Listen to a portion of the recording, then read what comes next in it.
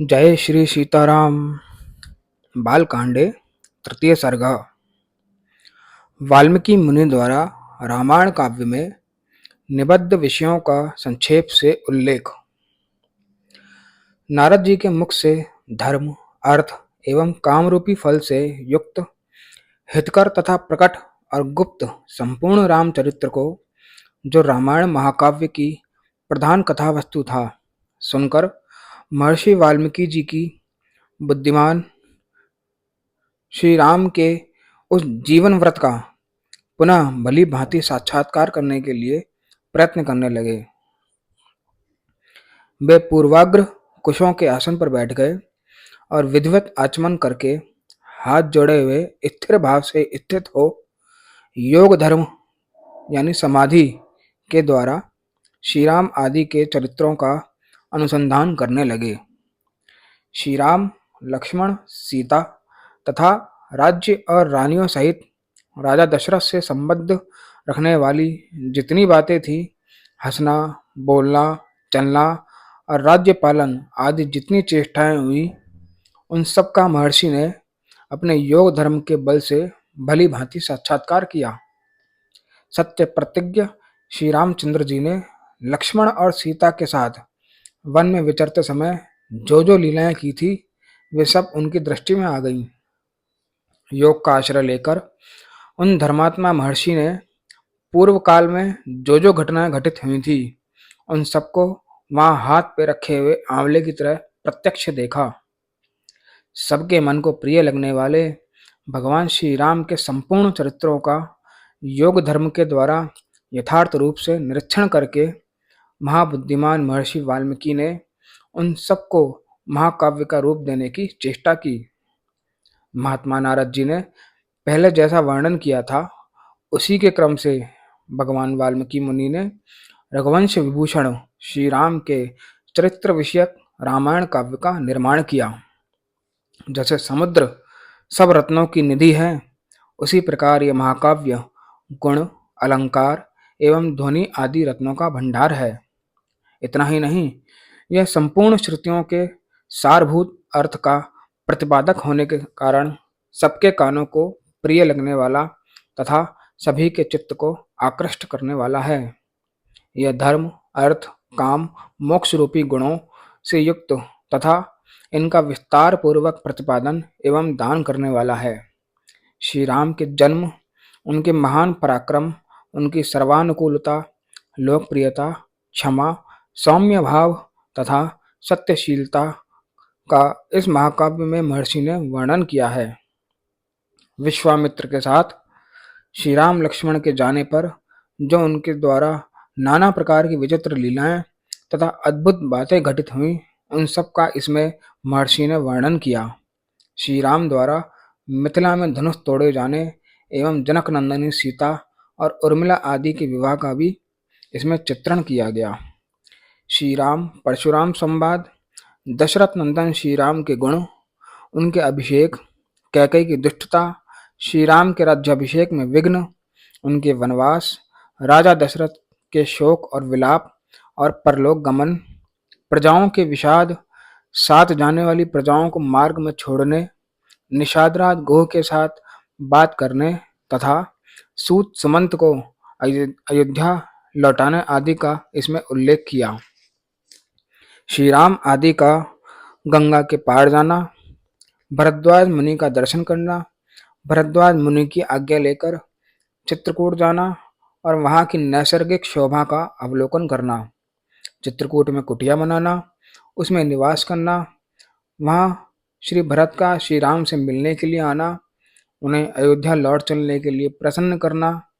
श्री राम द्वारा पिता को जलांजलि दान, भरत द्वारा अयोध्या के राज सिंहासन पर श्री रामचंद्र जी की श्रेष्ठ पादुकाओं का अभिषेक एवं स्थापन, नंदीग्राम में भरत का निवास, श्री राम का दंडकारण्य में गमन, उनके द्वारा विराट का वध, शरभंग मुनि का दर्शन, सुतीक्ष्ण के साथ समागम,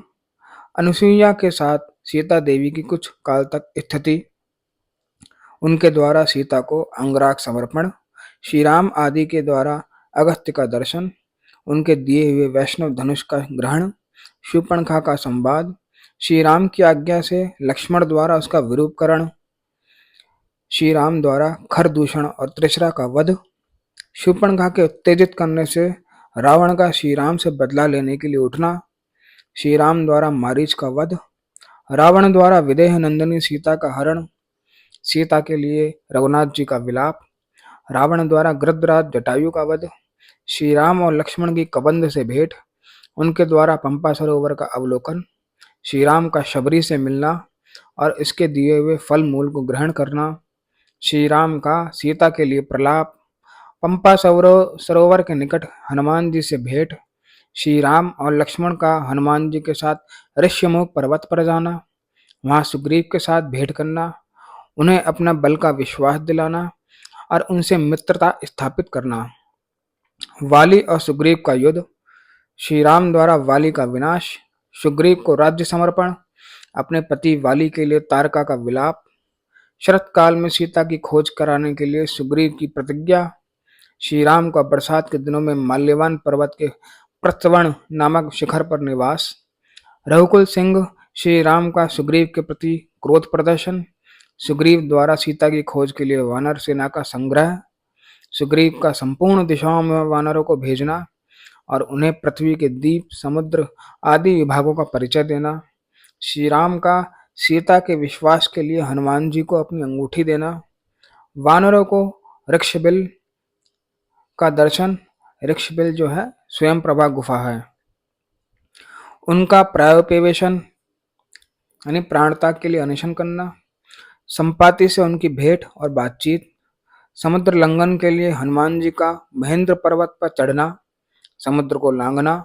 समुद्र के कहने से ऊपर बैठे हुए मैनाक का दर्शन करना, इनको राक्षसी का डांटना, हनुमान द्वारा छाया ग्रहणी सिंहिका का दर्शन और एवं निधन, लंका के आधारभूत पर्वत त्रिकूट का दर्शन, रात्रि के समय लंका में प्रवेश, अकेला होने के कारण अपने कर्तव्य का विचार करना, रावण के मद्यपान स्थान में जाना, उसके अंतःपुर की स्त्रियों को देखना,